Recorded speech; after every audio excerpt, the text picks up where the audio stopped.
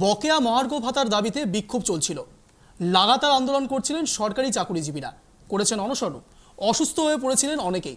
সরকারের বিরুদ্ধে গিয়ে ধর্মঘট করার জন্য শোকজও হয়েছেন। এবার বড় সিদ্ধান্ত নিলেন তারা, অনশন তুলে দিলেন আন্দোলনকারীরা। ৪৪ দিনে উঠল অনশন, তবে আন্দোলন তারা চালিয়ে যাবেন বলে জানিয়েছেন সরকারি কর্মীরা। দেখাবো।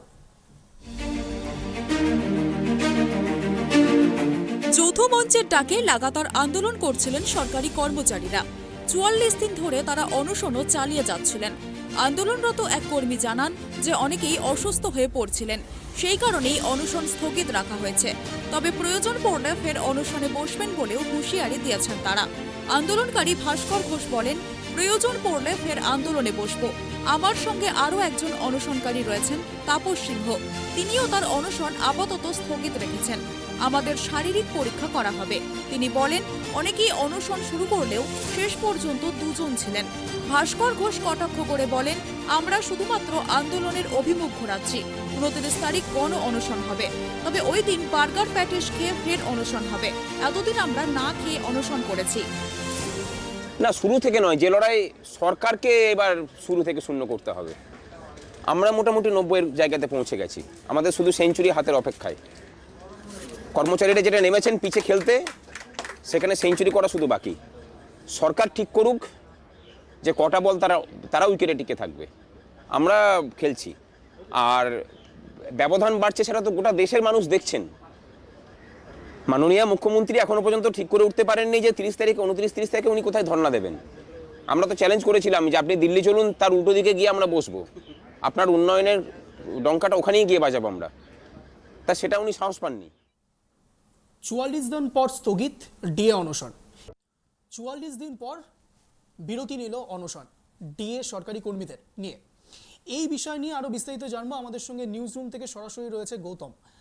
প্রথমেই যে প্রশ্নটা রাখবো গৌতম তোমার কাছে, একাধারে ৪৪ দিন পর ডিএ আন্দোলনকারীদের অনশন স্থগিত, আরেক ধারে কিছুক্ষণ আগেই সাংবাদিক বৈঠকে কুণাল ঘোষ সরাসরি সরকারি কর্মীদের হুঁশিয়ারি জানালেন যে লকডাউনের সময়তে মমতা বন্দ্যোপাধ্যায় তাদেরকে সেইভাবেই সার্ভিস দিয়েছে। কিভাবে ব্যাপারগুলোকে দেখবে তুমি? অঞ্জন, দেখো, তোমাকে প্রথমেই যেটা জানাবো সেটা হচ্ছে যে ডিএ আন্দোলনকারী যারা ৪৪তম দিনে আজকে তারা অনশন আন্দোলন প্রত্যাহার করলো, এর মূল কারণটা ছিল যে অনশনকারী যারা অনশন আন্দোলন ছিল তারা তাদের শারীরিক অবস্থার অবনতি হচ্ছিল এবং তারা আর এই অনশন আন্দোলন চালিয়ে যেতে পারছিল না বলে কিন্তু তারা অনশন আন্দোলন থেকে বিরত হলো। কিন্তু পাশাপাশি তারা এটা জানিয়ে দিয়েছে যে তাদের যে ৫৮তম দিন চলছে আন্দোলনের, সেই আন্দোলন কিন্তু ডিএ নিয়ে আন্দোলন, সেই আন্দোলন অব্যাহত থাকবে। অর্থাৎ সেই আন্দোলন তারা প্রত্যাহার করেনি। তারা অনশন আন্দোলনটা প্রত্যাহার করলেও তাদের যে সার্বিক আন্দোলন ডিএ নিয়ে সেটা তাদের জারি থাকবে। এবং তাদের এই ঘোষণার পরে কিন্তু আমরা দেখতে পেলাম যে আমাদের টিভিতেই দেখতে পেলাম যে সাংবাদিক সম্মেলনে কুণাল ঘোষ সরকারি কর্মচারীদের একটা হুঁশিয়ারি দিয়েছেন, প্রচ্ছন্ন একটা হুঁশিয়ারি। যে কি হুঁশিয়ারি? যে তিনি বলছেন যে এই সরকারি কর্মচারীরা গাছেরও খাবে তলেরও কুড়বে, অর্থাৎ তারা সবকিছুই পাচ্ছে রাজ্য সরকারি কর্মচারীদের কাছ থেকে। কর্মচারী যে প্রকল্প গৌতম, তোমাকে আমি একটু থামাবো। এই বিষয়ে একটা জিনিস তোমাকে মনে করিয়ে দিতে হবে, 29 এবং 30 তারিখ কিন্তু মার্চের 29 এবং 30 তারিখ কিন্তু অভিষেকের সভা রয়েছে। তার আগেই অনশন থেকে বিরতি, আন্দোলন চালিয়ে যাবে সেটা তো পরের বিষয়, কিন্তু কোনো একটা জায়গায় কি ভাবমূর্তি নষ্ট হচ্ছে না? হ্যাঁ, অবশ্যই। দেখো, ভাবমূর্তি নষ্ট হচ্ছে বলতে একটু তো তার আন্দোলনকারীরা পিছিয়ে গেলই, এটা তো অস্বীকার করার জায়গা নেই। কেননা তোমাকে প্রথমে যেটা বলবো যে যেহেতু নবান্নে এবং বিধানসভায় মমতা বন্দ্যোপাধ্যায় একদম নিজে ডিক্লেয়ার করেছেন যে তার পক্ষে কোনো মতেই এই ডিএ দেওয়া, যে চাইছেন সেই ডিএ কেন্দ্রীয় হারে ডিএ দেওয়া সম্ভব নয়, পরিষ্কার করে জানিয়ে দিয়েছেন। 3% ডিএ বৃদ্ধি করেছেন, মানে মোট 6% বৃদ্ধি হয়েছে যে সরকারি কর্মচারীদের, সেটা নিয়ে তাদের সন্তুষ্ট থাকতে হবে। পরবর্তী তারা মমতা যেটা বলেছেন যে আমরা পরবর্তীতে চিন্তা ভাবনা করবো যে যেভাবে সম্ভব। এই বিষয়টাতে আমার একটা কোশ্চেন আছে গৌতম তোমার কাছে। একাধারে মমতা বন্দ্যোপাধ্যায় বলছে যে তার মুন্ডু কেটে দিলে স্বস্তি হবে হয়তো, বাট তার কোনো রকম কোনো সুরাহা তিনি করতে পারবেন না, সব বুঝলাম। কিন্তু এই একইভাবে যদি বিরোধী দলনেতা অর্থাৎ বিজেপিরা যদি এই কথাগুলো বলতে শুরু করে যে তাদের পক্ষেও বকেয়া মেটানো সম্ভব নয়, তখন সেই ক্ষেত্রে এই অনশনটা কতটা জাস্টিফাইড? হ্যাঁ দেখো অঞ্জন, এটা তুমি ঠিকই বলেছো যে এই অনশন আন্দোলন যেমন প্রত্যাহার করে নিয়েছেন ওরা কিন্তু বলেছেন যে আবারও তারা অনশনে বসবেন, রিলে অনশনে বসবেন, সেটা বলেছেন। কিন্তু একটা জিনিস তুমি দেখো, যেখানে মমতা বন্দ্যোপাধ্যায় নিজে বলে দিয়েছেন যে তার মুন্ডু কেটে ফেললেও তিনি এই দিয়ে দিতে পারবেন না, এটা পরিষ্কার বলে দিয়েছেন। এবং পাশাপাশি দেখো একদিকে যেটা সুপ্রিম কোর্টের শুনানি ছিল সেটাও পিছিয়ে গেছে, সেটাও পিছিয়ে 11ই এপ্রিল শুনানি করে দিয়েছে ডিএ মামলার শুনানি।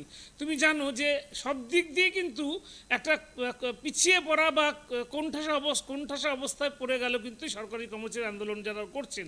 কেননা যাদের নিয়ে লড়াই, এদিকে শুভেন্দু অধিকারী যদিও আজকে তার কেন্দ্রীয় সরকারের যে 4% ডিএ ঘোষণা করেছে সেই নিয়ে রাজ্য সরকারের সাথে যে ফারাকটা রয়েছে সেটার বিস্তার করেছেন এবং সেটার নীতি যেটা ইন্ধন যোগানোর চেষ্টা করেছিলেন এই কর্মচারী সংগঠনের। কিন্তু তারই মাঝে কিন্তু কর্মচারী সংগঠন যারা এই যৌথ মঞ্চ তারা কিন্তু অনশন আন্দোলনটা প্রত্যাহার করে নিল। ফলে এক প্রকার তুমি বলতেই পারো যে এই ডিএ আন্দোলন যে প্রেক্ষাপট যে তৈরি হয়েছিল সেটা কিন্তু এক ধাপে অনেকটাই ধাক্কা খেলো। পাশাপাশি রাজ্য সরকারের ক্ষেত্রে কিন্তু একটা স্বস্তির পরিবেশ তৈরি হলো অঞ্জন, এটা বলাই যেতে পারে। গৌতম, এখানে আমি একটা বিষয় মেনশন করতে চাইবো। বারবার তৃণমূল কংগ্রেসের পক্ষ থেকে ষষ্ঠ পে কমিশনের কথা বারবার বলা হচ্ছে যে তারা সেই সেন্ট্রালের মতো করে কাজগুলো করতে পারবে না, কিন্তু তাদের রাজ্যের ষষ্ঠ পে কমিশন অনুসারে তারা এই ডিএ বৃদ্ধি করেছে। তো এই ষষ্ঠ পে কমিশন বিষয়টা যদি তুমি একটু তুলে ধরতে।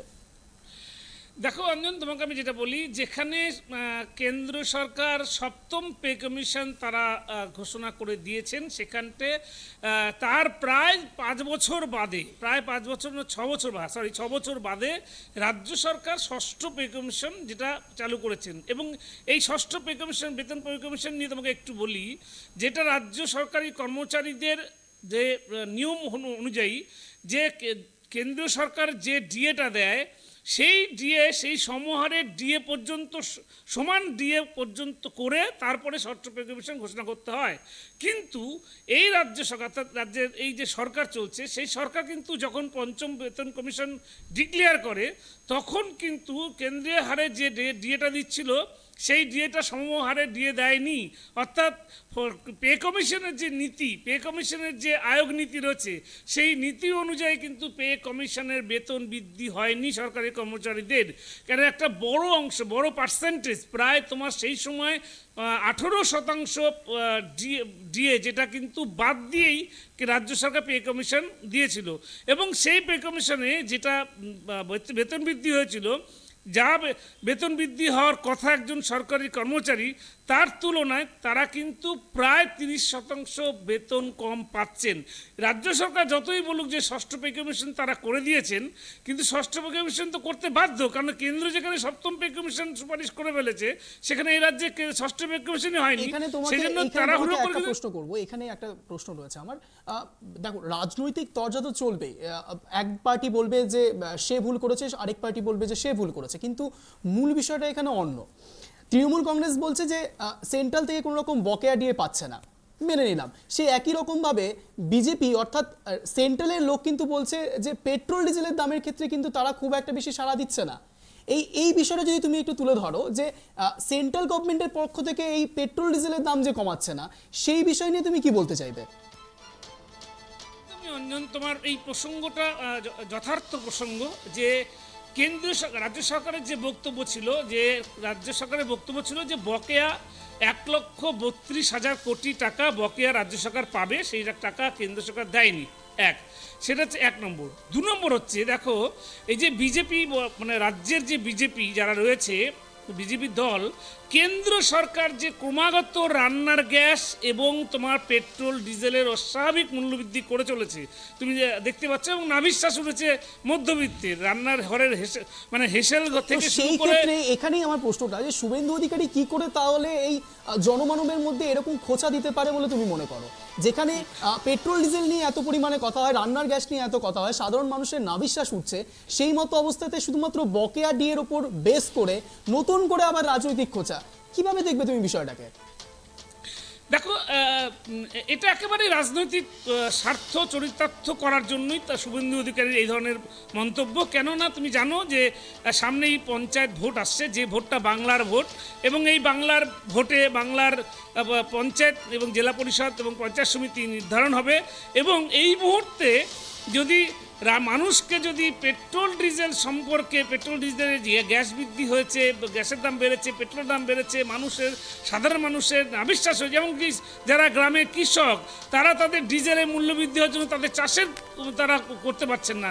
এই সমস্যাগুলি যদি এখন কোনোভাবে তারা মানে বিজেপির পক্ষ থেকে উঠে যায় তাহলে কিন্তু সমস্যা দাঁড়াবে। সেই জন্য সেই মোট টাকা, অর্থাৎ এই পেট্রোল ডিজেলের দাম বাড়িয়ে দেওয়া হয়েছে, গ্যাসের দাম বাড়িয়ে দেওয়া হয়েছে, এগুলোকে এই জায়গাগুলো থেকে মানুষের মন ঘোরানোর জন্য তারা কিন্তু এখন নতুন কৌশল নিয়েছে, না ডিএ, অর্থাৎ রাজ্য সরকার ডিএ দিতে পারছে না, ডিএ দিচ্ছে না, সেই আন্দোলনটাকে জিয়ে রাখার একটা প্রচেষ্টা চালাচ্ছে শুভেন্দু অধিকারী।